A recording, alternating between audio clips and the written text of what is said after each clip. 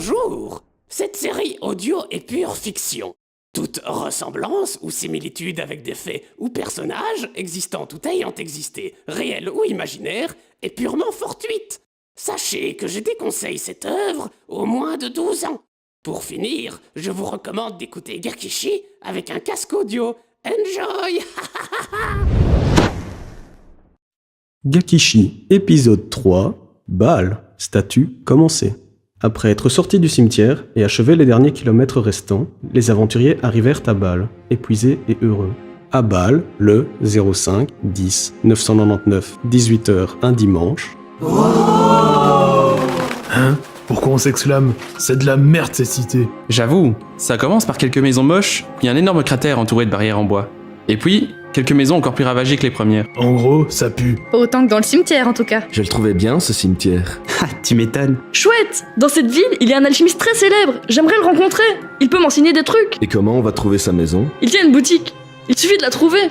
Au pire, on peut demander notre chemin. Il faut absolument rester groupés, donc on ira dans cette fameuse boutique, tous ensemble. En es-tu arrivé à la même conclusion que moi? C'est-à-dire, je ne vous suis pas. Eh bien, si notre employeur avait prévu que cet incendie se déroule à ce moment-là, et qu'on parte à ce moment-là précis, ça veut dire qu'il peut estimer notre vitesse de déplacement et savoir où nous sommes à quelques poils de cul. Oui, en principe, il peut raisonner de manière logique. Malgré les plusieurs routes s'offrant à nous, il est évident que nous ne prendrons pas les chemins les plus dangereux. Ce qui fait qu'il pourrait savoir où l'on va, à quelle vitesse on se déplace et quel chemin on emprunte. Je n'y avais pas pensé. Tout cela soulève encore plus de questions. Je vous trouve un peu parano quand même. Moi, je vais aller à la taverne. Oui, mais pas nous. La majorité l'emporte. On va chez l'alchimiste. Mais j'aime pas l'alchimie, moi. Et moi je t'aime pas, c'est bon quoi. On n'a qu'à me rejoindre après. On ne discute pas, on reste groupés. Si on se met à se séparer, ça va être le bordel. Et allez, encore du babysitting. De toute façon, pourquoi ils nous laisseraient entrer? On a des tripes de vieux sous nos semelles. Bah, espérons qu'il soit plus avare que maniaque. Soyons déjà heureux d'être sortis vivants de ce cimetière. Il est assez tard. Je crains que le magasin soit fermé. Dans ce cas-là, espérons qu'il soit plus avare que feignant. Allez, allons-y. Interlude d'intro. Parlons de Bâle. Bâle est une ville de taille moyenne et très peu peuplée. Sa proximité avec des lieux dangereux en est la raison. Bâle est la seule ville de tout Gakishi abritant des Suifs. À Bâle vit également un alchimiste des plus talentueux de tout Gakishi, attirant beaucoup de touristes qui généralement trouvent la mort dans les plaines des trolls. Fin interlude d'intro. Après avoir marché encore quelques centaines de mètres et demandé à un paysan le chemin, les aventuriers arrivèrent dans le centre-ville de Bâle. Voilà enfin ce fameux magasin. L'Alchi Haute. Encore un nom original. C'est vraiment une ville merdique. N'empêche, il paraît que c'est le meilleur de la région. Ivok est le premier alchimiste à avoir visité toutes les contrées de Gakishi. Ah ouais? Oui, c'est l'alchimiste primordial. Il était là avant tous les autres. Intéressant. Bon, fermez-la. Je frappe. Salut les jeunes, Bonjour. je suis Rot. Ivok. Rot. Ivoque, Rot, Ivoque Rot. Enchanté de vous connaître. Eh bien, c'est moi qui suis enchanté de rencontrer une chamane. Quoi? Et puis, comment vous le savez? Comment pourrais-je ignorer cette aura? Je t'ai senti arriver il y a 2 heures. Tu es la deuxième que je rencontre de toute mon existence. Vous allez me faire croire qu'après tous vos voyages, je ne suis que la deuxième? Effectivement, tu n'as pas l'air très au courant au sujet de ton peuple. Nous étions venus ici pour faire un petit tour. Pourriez-vous nous montrer vos ingrédients rudimentaires, s'il vous plaît? On en profitera pour discuter de mon peuple. Bien sûr, suivez-moi. Je possède un rayon pour chaque école de magie. Vous y trouverez tout ce que vous voudrez. Il y a de tout. À votre gauche, il y a un célèbre... Je viens avec toi. Ok, vous éloignez pas trop.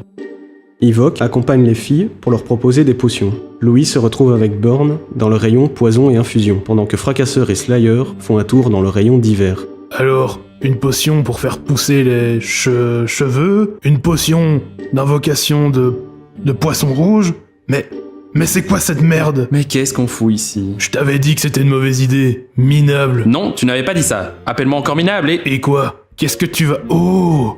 Regarde ça. Quoi? Là, c'est bien ce que je pense. Lis pour moi. Alors, attends.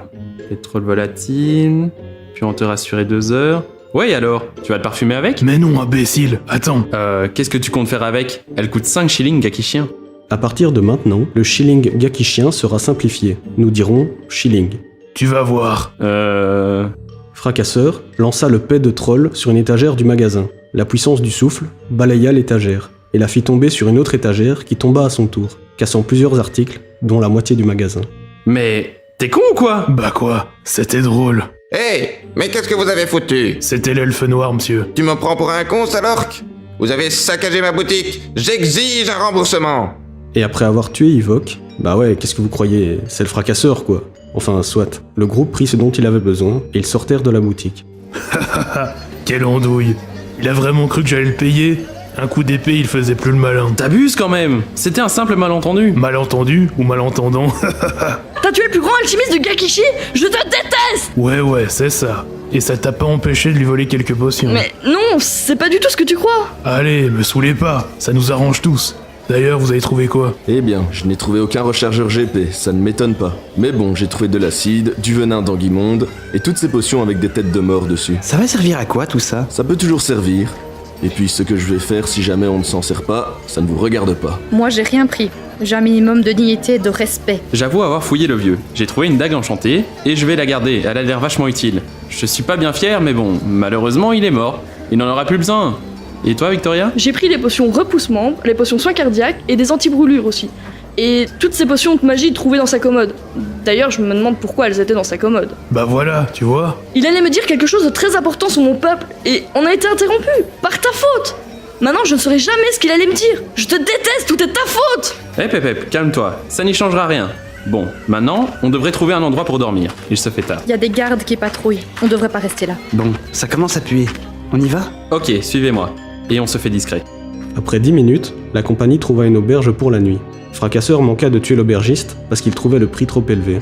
Heureusement que les autres arrivèrent à le contenir. Le reste de la soirée se passa sans autre incident. Chacun dans leur lit, ils s'endormèrent. Interlude du milieu. Parlons de Victoria.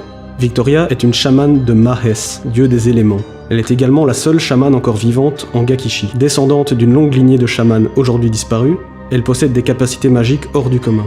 Dès l'âge de 7 ans, elle perdit toute sa famille dans une terrible guerre affrontant les chamans et les sorciers. Après ce terrible drame, elle fut recrutée par l'école de magie de destruction.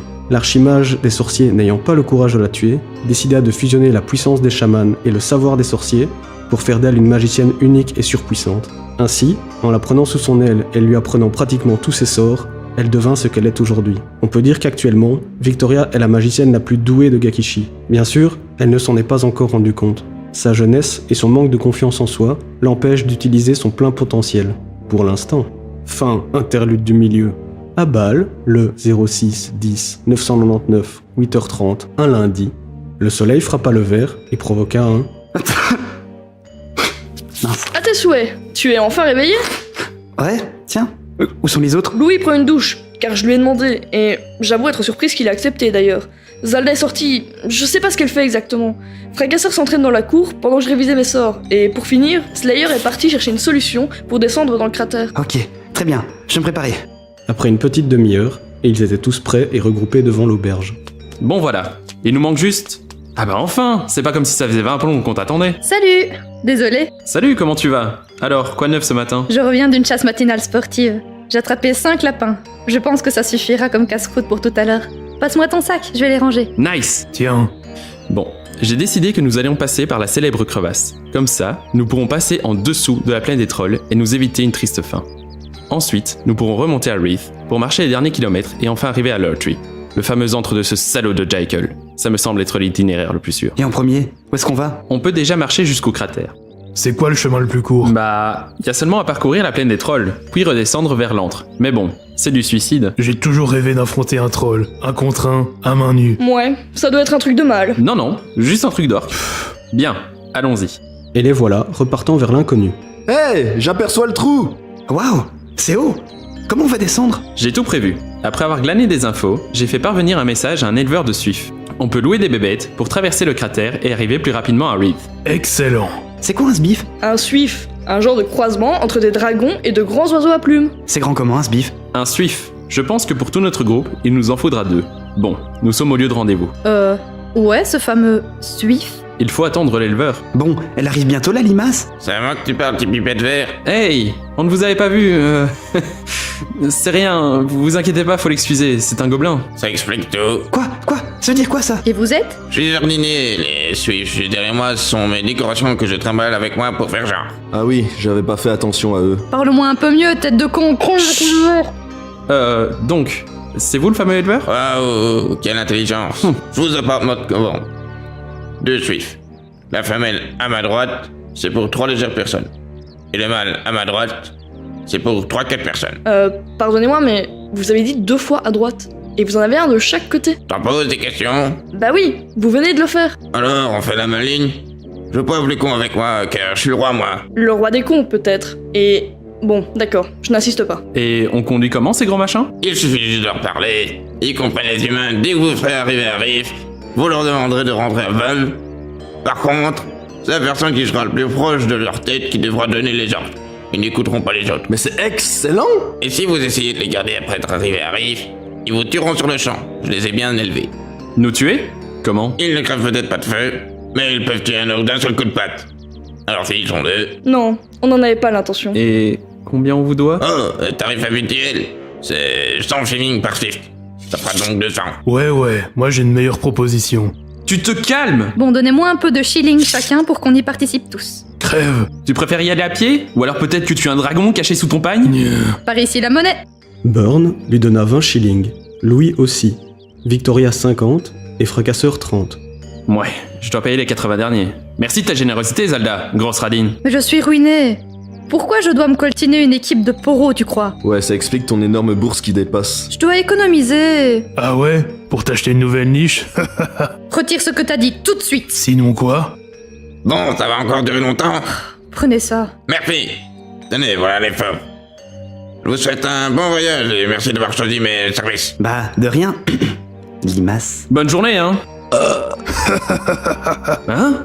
Mais c'est quoi ces porcs? C'est leur cri naturel. Cool. Ils vont pouvoir communiquer avec Burn. Mais c'est pas gentil. Bon, alors les filles iront sur le rouge et les garçons sur le Swift bleu. Mais il y a 2 filles et 4 garçons. Mais il y a Burn. Hahaha. C'est même plus drôle. De toute façon, je préfère la roast beef. C'est non sans mal que les aventuriers grimpèrent sur les bestioles. Bon, on est parti. Tout le monde est prêt? Je suis prête, je suis aux commandes du nôtre. Ok, moi je commande celui-ci. Victoria, tu es prête? À 3. 1, 2, 3. Direction Reef! Putain de merde, ça va vite! Après plusieurs centaines de mètres vite parcourus, nos aventuriers tombèrent sur un problème assez... problématique. De la lave en fusion. Hein? Oh merde, y a des projections partout. Faites de votre mieux pour tout esquiver, je vous en supplie. Mince, c'est pas passé loin ça. Phew, c'était chaud. En effet, et ça l'est toujours, t'as le cul qui brûle. De quoi? Mais qu'est-ce que... Putain, par toutes les verrues du dieu orc. Regardez, un mur de lave. Putain, on voit qu'ils ont l'habitude ces cons là. Courage, on est presque sorti de la zone. Attention au rocher! Je vous avais pas dit que j'avais peur du vide? Ouais, ben moi, j'ai mal. J'espère que la suite ne promet pas autant. Bah en fait, je crois que si. Mon affre absolue indique une grosse masse droit devant. Merde, qu'est-ce que c'est que ça? Mon Satan, il est énorme. Putain, on dirait un suif mais en plus gros. Il y en a peut-être des sauvages? C'est pas un suif, c'est pas un suif. C'est un dragon! Il crache du feu. Il crache du putain de feu. Bordel, foncez, allez plus vite et esquivez, faites quelque chose mais sauvez-nous. J'ai l'impression qu'il va de nouveau cracher. En effet, le dragon se mit à cracher une nuée de feu sur les aventuriers, et la queue de la femelle suif fut carbonisée. Oh sa mère. Ah, c'est bon, je crois qu'ils sont morts. Interlude d'outro. Nous allons parler de quelques sorts et babioles récupérés dans cet épisode. Louis a récupéré du venin d'anguille-monde, qui est un poison hémotoxique. La cible se videra de son sang par tous les orifices, entraînant une mort douloureuse. Slayer a récupéré une dague enchantée sur le cadavre d'Ivok. Cette dague enchantée par Ivok permet à son porteur de purger toute possession. Zalda possède un 6e sens caractéristique des lycantes. Il s'agit de la détection des êtres. Zalda s'immobilise et se concentre pendant un court laps de temps, puis réouvre ses yeux. Elle voit alors le monde différemment, augmentant ainsi ses capacités de chasseuse ou de combattante. Et pour finir, parlons d'un objet de Louis, son affre absolue. C'est un objet que certains nécromants les plus talentueux peuvent se procurer difficilement. L'affre absolue permet d'estimer la vitesse de masse vivante approchant vers lui. Il est important de savoir que l'affre absolue ne fonctionne pas contre les ennemis invisibles ou estimés comme trop lents. Fin. Interlude d'outro. Gakishi, épisode 3. Baal. Statut terminé.